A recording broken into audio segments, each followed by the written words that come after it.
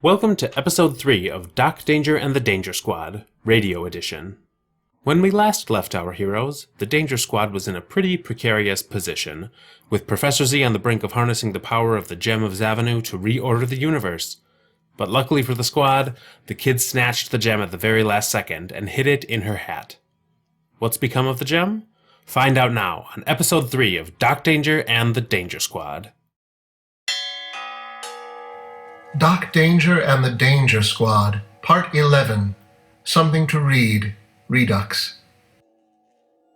The pages of the near-century-old magazine were so fragile they threatened to disintegrate if so much as breathed on too hard.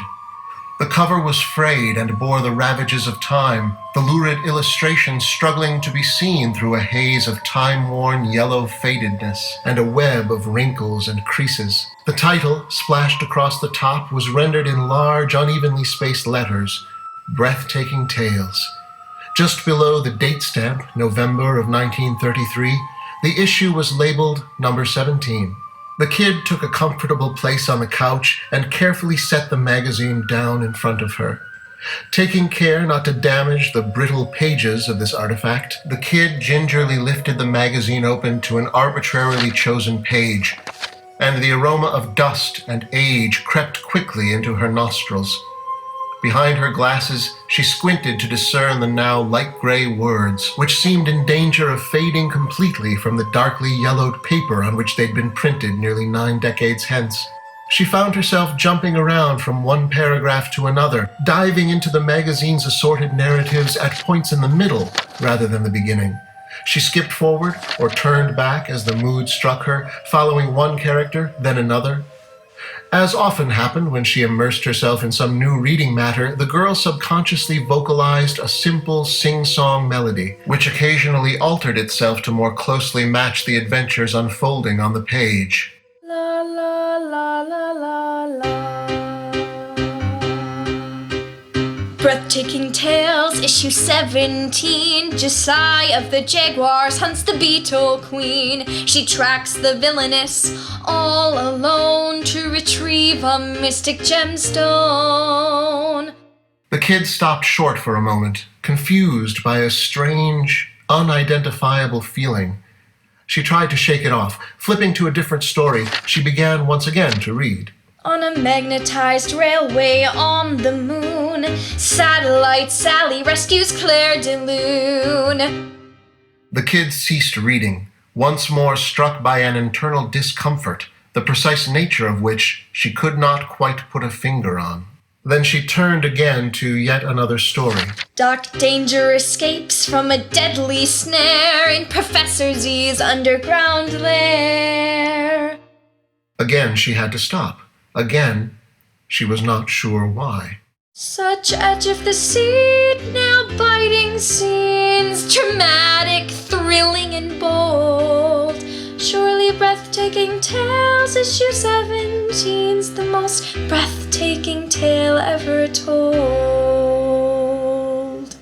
La la la la la la la la la la la la la la. The kid closed the magazine and set it aside, looking inward. What had been wrong just now? Finally, it hit her. Nothing was coming to her mind when she read those words. She had always loved reading fiction because every paragraph, every sentence, every word filled her mind with glorious vistas and thrilling imagery, opened up whole new landscapes of thought and idea. But not this time. This time, all she saw were faded words on yellowing paper. Failure of imagination, I guess. She picked up the magazine and stared at it, but wasn't really seeing it. She felt as though her eyes were looking somehow around the artifact, her thoughts bouncing off or away from it. It was the oddest feeling, and she was inclined to explore it further, but her reverie was shattered when her mom came into the living room. So, sweetie, are you excited about coming to the agency tomorrow? What are you reading? Huh? Oh, right, the agency. Yeah, I'm excited. The kid turned once more to the magazine she held. There was something about it, but what And then she lost the mental thread again as her mother snatched the magazine from out of her hands. Where did this come from? I found it in the attic. It must have belonged to your great-grandfather. Sweetie, you're such a bright, clever girl. Why do you read this garbage? It's interesting, Mom. It's from the 30s. It's history. Just because it's old trash doesn't mean it isn't still trash. Dawn, look at what your niece is reading. The kid turned toward her Aunt Dawn, who had just entered the room. As always, the blonde woman's eyes seemed virtually glued to her phone while her thumbs were moving at almost preternatural speed, texting furiously. What is it? Asked Dawn, not looking up from her mobile device. One of Grandpa's old, trashy magazines. Can you believe my daughter, the smartest kid I know, chooses to spend her time reading this? Tell her she's too clever a young lady to be reading such filth. You're too clever a young lady to be reading such filth. Yes, Auntie Dawn. That did it. Dawn finally paused her thumbs and looked up at the kid, annoyed. Whoa! Lose the anti-kid. With those words, time seemed to shudder, just for an instant. What did you just say? Her mother had set the pulp magazine down on the coffee table. The kid looked at it. The woman on the cover, her face an O of astonishment. She looked so much like Dawn, except the painted hero of the magazine was a powerhouse, with fiercely intelligent eyes and billowing hair, her shredded tank top revealing powerfully muscled shoulders and arms. Whereas willowy Dawn, in those high heels and that flowery sundress, looked so utterly fragile by comparison. The woman's facial expression suggested a mind that was shallow, frivolous, easily distracted. The kid blinked. Distracted. Easily. She blinked again. Wait, what had she just been thinking about? I'm too young to be an aunt. Bill told me last night that I don't look a day over 22. Smooth talker. Don't tease. I think he's the one. You two have had a whirlwind 3 weeks, apparently. Mark my words, by this time next year, I'm going to be Mrs. William Gilbert. At the name, the kid once more felt mentally dislocated. Again, the moment passed quickly, but still she asked, Did you say William Gilbert? Yup. He's a doctor, and he's just amazing. He's a legend in his own time, a love supreme, a love sublime. He holds my world in his hand, it always goes the way he's planned. When I see him, I fall to my knees and beg for him to hear my pleas. He's the perfect man. He's a work of art. He's the perfect man, the Messiah of my heart.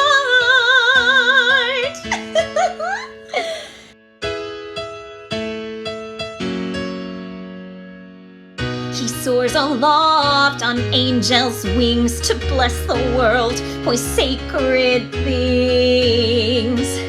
A Holy Ghost, a heavenly wraith, to call on him is an act of faith. I picture him in my mind's eye, atop a cloud in heavenly sky. He's my perfect man, oh, a work of art, oh, the perfect man, the Messiah of my heart. He's the perfect man, the Messiah of my heart.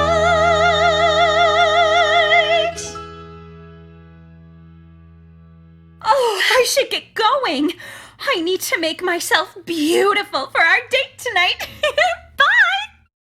The kid watched her aunt prance daintily away, then turned to her mother and asked, Is that healthy for her to be worshipping at the altar of a man like that?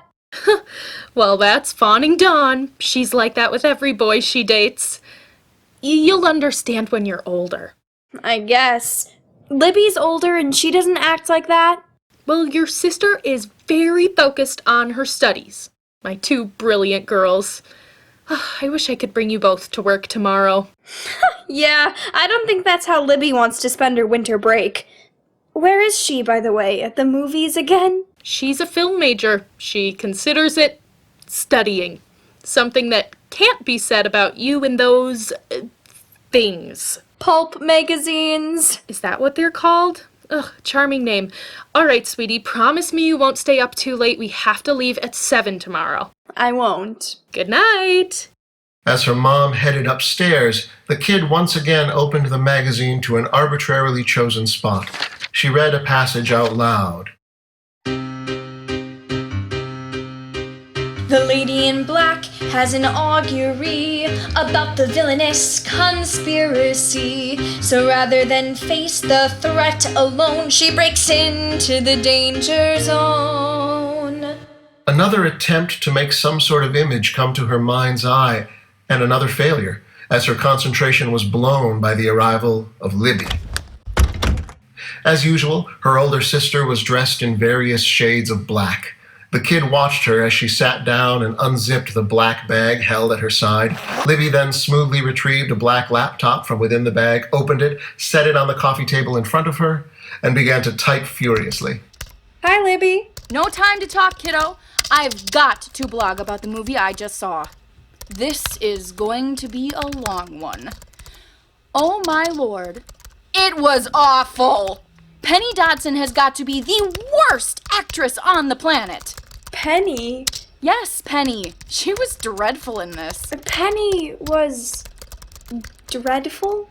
Another stuttering dislocation. For a moment, her mind flashed on a crooked smile and a 10-gallon hat. Then the image faded. Yes, dear. Penny was dreadful. As usual, but what does she care? The richest woman in Hollywood! Despite not having a lick of talent. It's like she made a deal with the devil or something. Yeah, something. What other movies has Penny Dodson been in?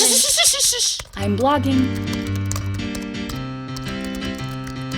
I have a word, maybe 2, maybe 3, to share on the grisly creation that I just had the awful misfortune to see. What a brainless abomination. An adventure film led by women, you'd guess it might work as a feminist fiction, but its attitudes and point of view are a mess, and it's backward in every depiction. It's just one of your typical action flicks with pretensions of being more, and it thinks that because the lead roles are chicks will forgive its annoying writing tics. I give it 0 stars out of 4.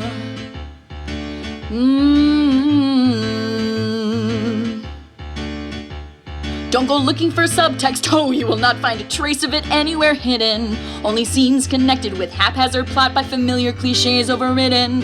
While the women have power, the story still stays juvenile and jejune in its essence, with the females all dressed to appease the men's gaze and pander to male adolescence.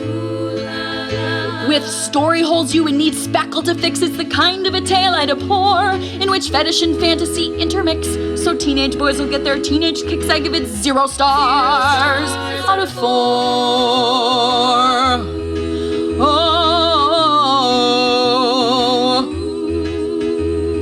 The premise is quite unoriginal, quite. The characters all lack dimension. Every quote-unquote twist is predictably trite to anyone paying attention. The period isn't well researched at all. The musical score lacks ambition. The dialogue's boring and bland and banal, and it's drowning in dire exposition. With its callow and shallow bag of tricks, the whole spectacle's just a chore. In return for the torture that it inflicts, and for thinking its viewers are thick as bricks, I give it 0 stars out of 4.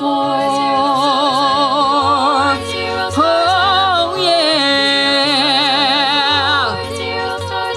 Whoever it was who chose to unleash upon all of us unwitting viewers this pathetic, prosaic, pointless pastiche, they ought to be blinded with skewers. I've saved my one positive comment for last, though much of the movie's defective. Largely the film has a very fine cast, most particularly the detective. Now she had the power to stun, to transfix. She electrified me to my core. I'm not saying this just to create debate for clicks, but by any and all critical yardsticks, this woman gets 4, no, 5, no, 6, no! I give her 10 stars out of 4. Make it 100 stars out of 4. Oh, heck! Make it 1,000,000 stars out of 4. And upload. Aren't you gonna copy edit that first? Maybe later. Right now, I just want to get my words out there. You know what I say? The more you talk, the more people listen. Sure. The kid smiled to herself. She admired much about her big sister, but she often had the notion that the older girl wasn't nearly as smart as she fancied herself. Still, she was in college. It's not like she didn't know things. It couldn't hurt to ask. The kid held up the magazine and proffered it to Libby. Hey, what do you know about these? Nice. Is that from the attic? Yeah. You know about pulp magazines? I did a whole dissertation on this kind of stuff for my pop culture history course. Mom calls them trash. Nah, these are great for a kid your age to be reading. You really think so? There's some intense stuff in there. Bondage, violence, lesbianism. I know, it's great! See, this stuff was quote-unquote trash, even back then, which meant that the mainstream didn't pay it much attention. So all kinds of progressive stuff could get in here. Yeah? Sure. I mean, look, it wasn't perfect. Some of it's sexist as hell. But you also had stories with female characters who defied all the stereotypes. They could be badasses. They could be homosexual. Hell, they could even be unmarried. Ha! Cool. I wish they still made magazines like this.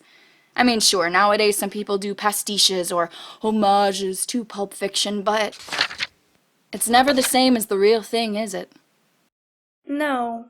I don't suppose it is. And now, a word from our sponsor. Doc Danger and the Danger Squad is brought to you in part by Bayview Wellness. Conveniently located at 3101 South Delaware Avenue, Bayview Wellness is your source for all things CBD, offering oils, capsules, balms, gummies, bath salts, and more. Stop in today for 10% off your first purchase. And now, back to Doc Danger and the Danger Squad. Doc Danger and the Danger Squad, Part 12, Living on Channel Z. The kid figured there were probably plenty of people who found the inner workings of an ad agency to be fascinating. She wasn't one of them. To her, it was like looking at a sheet of grid paper, nothing but endless, evenly spaced squares in every direction, square desks, square computer screens, square people. It felt incredibly stifling to her. There was something horrifying about that image of being trapped by squares. Wow. Again, that déjà vu. She shook her head to clear it. At the moment, she was seated in a chair a few feet behind her mother, who was typing away furiously. It wasn't too exciting, although Mom had promised to give her a tour later of the building's other floors. That just sounded to the kid like the promise of seeing yet more squares, but who knew? Maybe she'd be surprised.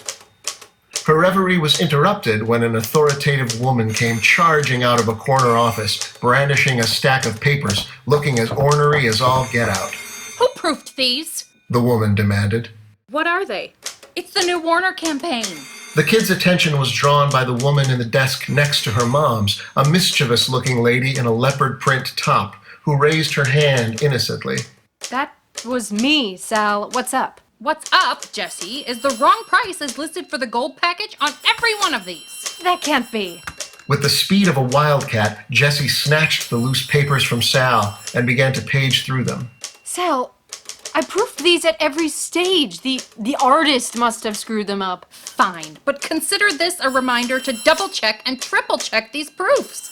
When the client saw these, they called me to complain. As she spoke, Sal brandished a pen, pointing it at various employees for emphasis, as though she were a gunslinger taking aim. I'm the one that looks bad when you people screw up because I'm in charge. Sal's battle cry brought the kid instantly to her feet, and she raised a fist into the air.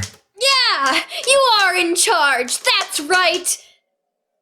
Who is this child? The kid suddenly felt her mom's hands on her shoulders, pressing her back down into her chair. As she tried to figure out what had just come over her, she was dimly aware of her mother speaking apologetically to the room. She's mine. Bring your daughter to work day. Sorry, Sal. Sal once again drew her pen up and fired off another question. Have you talked to the MacGuffin people yet? No, not yet. Well, make sure you do before noon today. Come on, people! Channel Z is still a professional advertising agency, right? Or did I miss a memo? It was Jessie who answered, her head lowered demurely, eyes wide and innocent like those of a chastised animal. Absolutely, Sal. Darn right. By the way, Sal, I meant to tell you, Mr. Zachary is in the office today. He's what? Today? Well, where is he? Was he asking for me? At that moment, a man entered. He wore a crisply ironed business suit, and one of his fingers was tugging the end of a pencil-thin mustache. Sally! Oh, there you are. I've been looking everywhere. The kid watched as Sal obsequiously sidled over to her apparent superior. It seemed all sorts of wrong for this woman with such an independently iron will to suddenly become subservient, like a satellite in someone else's orbit. I'm so sorry, Mr. Zachary. I was having brunch with a client. It's a very important account. I couldn't miss it, but I'm here now. What can I do for you? Is there anything you need? Anything at all? My kitty is very hungry. She's in my office now. I'm wondering, could you run out for some of that gourmet cat food she loves? Cat food?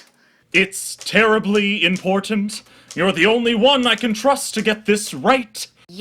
Yes, of course, sir. I'll head out later this afternoon. Oh, but she's hungry now. She's been meowing my ear off all morning. Could you be a dear and just do it? Of course, Mr. Zachary. I'll leave immediately. You're a gem. As Sal shot out of the office, faster than a bullet fired from a six-shooter, Zachary turned to address the rest of his employees, like a pompous professor addressing a room full of obedient students. I'll be in my office, dangling a string in front of my kitty. I am not to be disturbed! With that, Zachary was gone. The kid enjoyed the sudden relief as tension drained collectively from everyone in the room. Then she noticed Jessie, who seemed not so much relieved as delighted. That was priceless. God, I wish I had had my phone on to record it. I've got to tell Linda. Linda, you just missed the best thing ever. The kid tried not to be too judgmental. Office politics, after all, what business of it was hers? Then she turned, noticing that her mother had stood. She was holding a file folder in her hands. I have to go visit Bob in the dungeon. Have I mentioned Bob before? No. The kid replied. No, I don't think so. He's our in-house jingle writer. He works in a dungeon? No, it's a nickname for his office in the basement. Well, the place is more like a prison cell than an office, but Bob seems to like it. He's a real sweet guy, actually. You want to meet him? Maybe later. I'd rather hang around here for a while if that's cool. Suit yourself. Back in a jiff. Alone now at her mother's desk, the kid once again let her attention fall upon Jessie, whose phone call seemed to be wrapping up. Cat food. I know. I think he does it deliberately just to embarrass her. I heard she once got drunk during a function at Moonbeam, and he's never forgiven her. So now he screws with her just because he can. I know. So perfect. All right. I'll see you at lunch. The kid watched, lightly bemused as Jessie's demeanor suddenly went from smiling to sour. I won't. What a witch. Jessie turned toward the kid, who was now openly gaping. What are you looking at? Nothing, just It's Jessie. Right. Just Jessie. Sorry. It doesn't seem too cool, being so nice to people until the second their back is turned, and then just... Please, grow up. This is the real world. Everybody backstabs everybody. It's how you play the game. I suppose. Hey, kid. You might wish it were different, but what can you do? That's just life in the jungle. Oh, crap. I'm late for a meeting. See ya, kid. The kid watched as Jessie strode from the room and vanished down a hallway like an animal disappearing into the forest. Wait, the forest? Or had Jessie simply walked between a pair of office plants? The kid blinked several times and reality went stroboscopic as she did so, the entire room momentarily flashing between what it was and what it should be. Channel Z wasn't coming in too clearly at all at the moment. Everyone she'd spoken to in the last 12 hours was now striding through her mind, looking perfectly normal, which is to say, completely unfamiliar.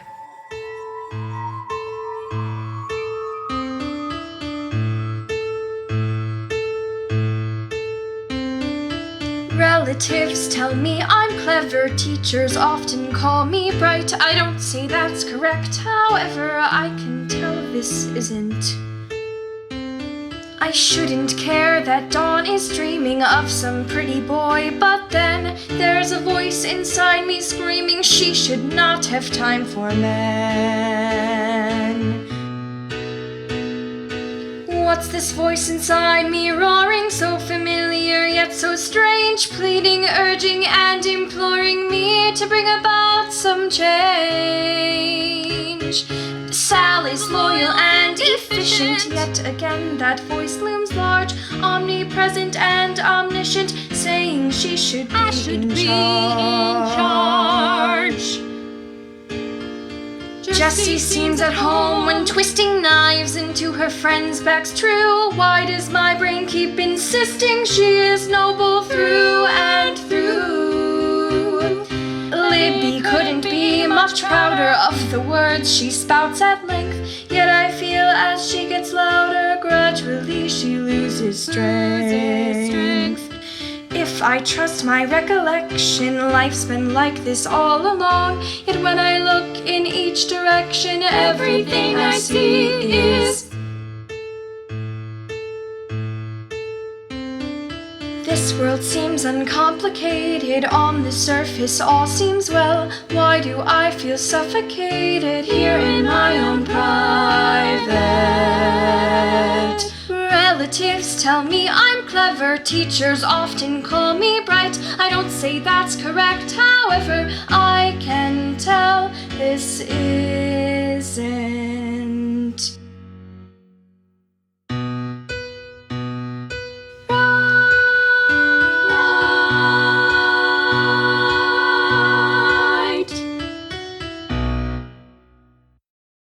Milwaukee Opera Theatre wishes to thank Jim Padovano of Encore Theatrical Lighting for his sponsorship.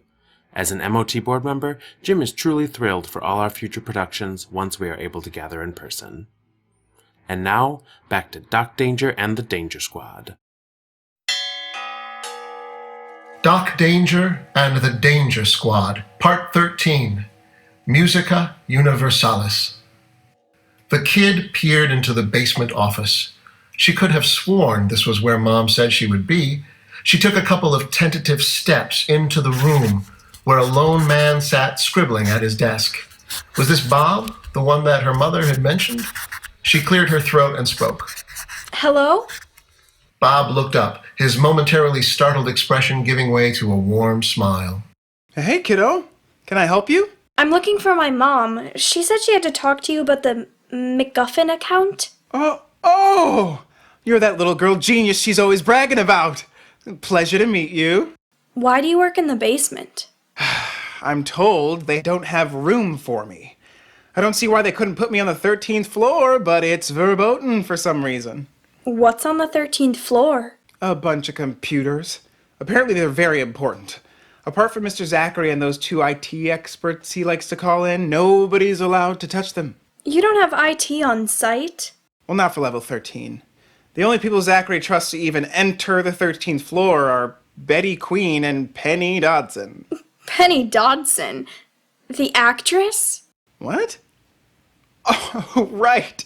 The one who's in all those stupid action movies. No, that's just a coincidence. Why would a Hollywood movie star fly to the opposite coast every couple of months to do IT for an ad agency? Huh. Although, it's funny, now that you say that, she does look a lot like her.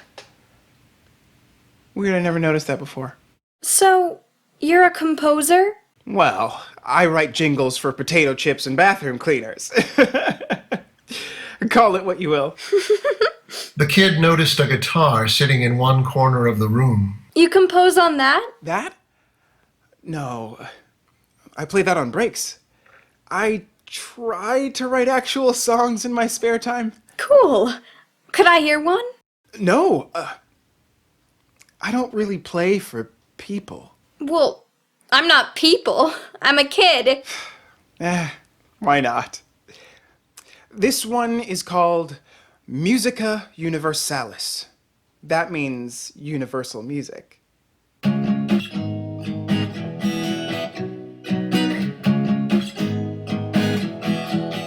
I've got a finite view from my prison cell.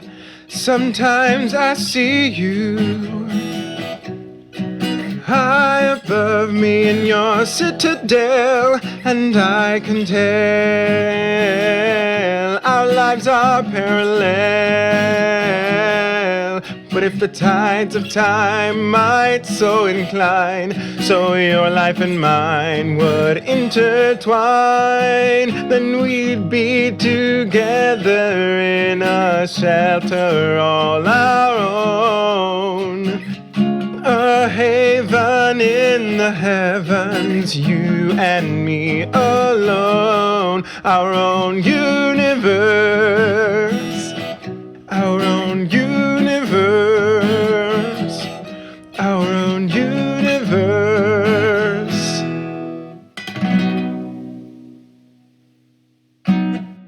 That's all I have so far. Cool. Who's it about? Oh, I shouldn't tell you. She works here. Oh, but I don't. Come on. It's in the vault. It's about Sal.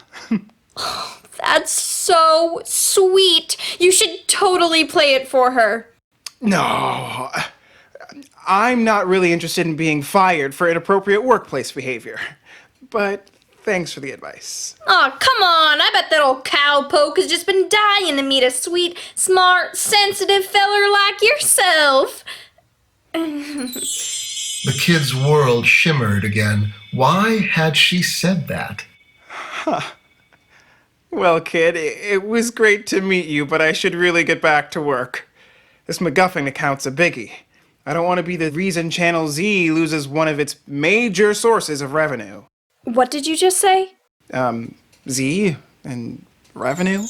That was the last piece that she needed. She snapped it into the puzzle that had been forming in her subconscious. A mental key turned. A door within her mind opened wide. Savenue.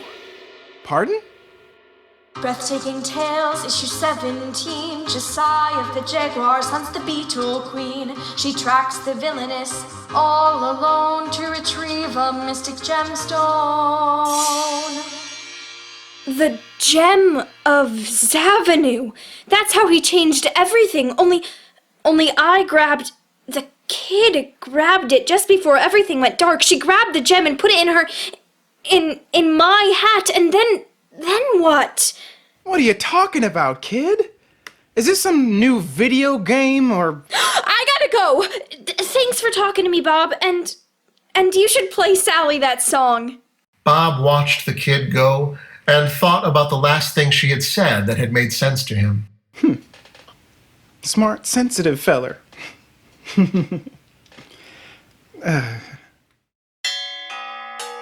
Doc Danger and the Danger Squad, Part 14, Confronting Zachary. The kid was scrambling through the hallways of Channel Z, trying to find the office of one particular man. As she got closer to the door at the end of a corridor on the building's top floor, she could hear a familiar voice emanating from behind it. You're such a cute little kitty witty, aren't you?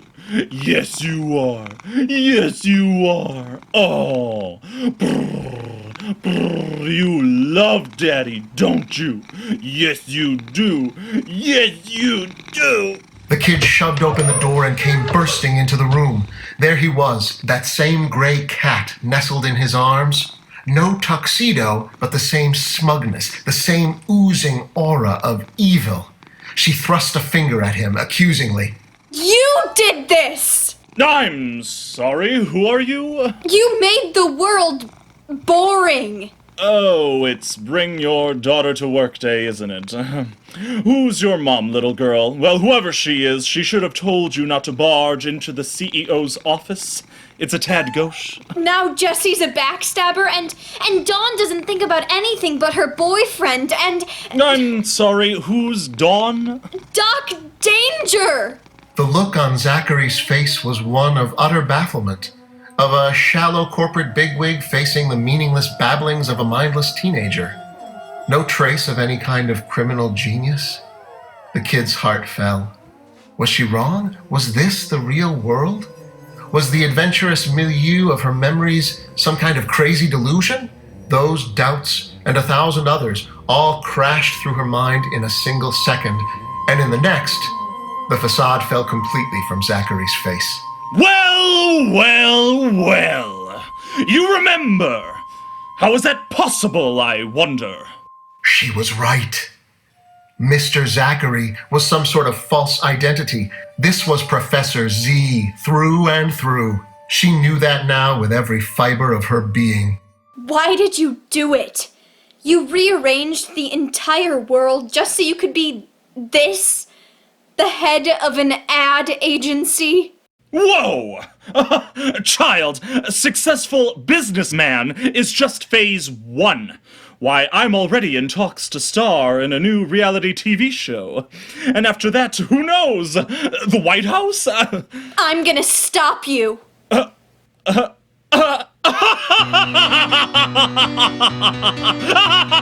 You? Don't kid yourself, kid. Though you may have figured out what I did in my takeover bid, can you do something about it? I doubt it. Humanity has been enthralled and finally overhauled. So, you haven't a chance, you can't do a thing, you're all puppets who dance at the end of my string, and you'll surely regret if you ever should get out of line. Because now, this world is mine.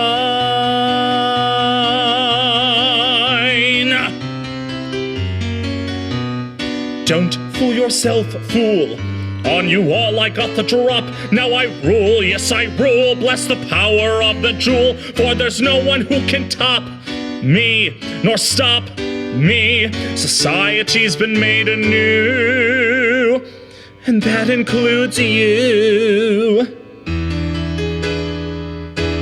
You're under my thrall, slaves to my will, I'm the master of all. King of the hill, the universe I have remade into my own design. And so now this world is mine.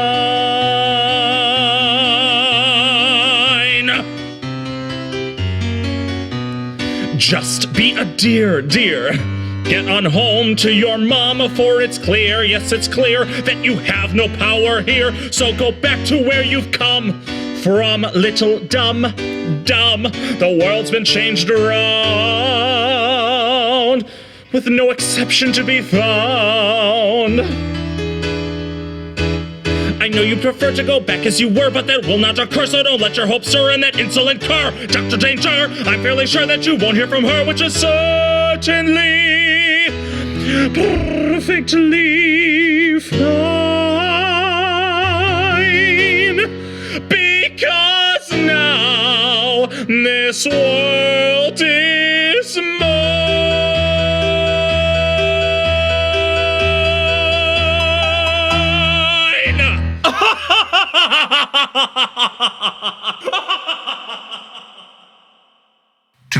continued.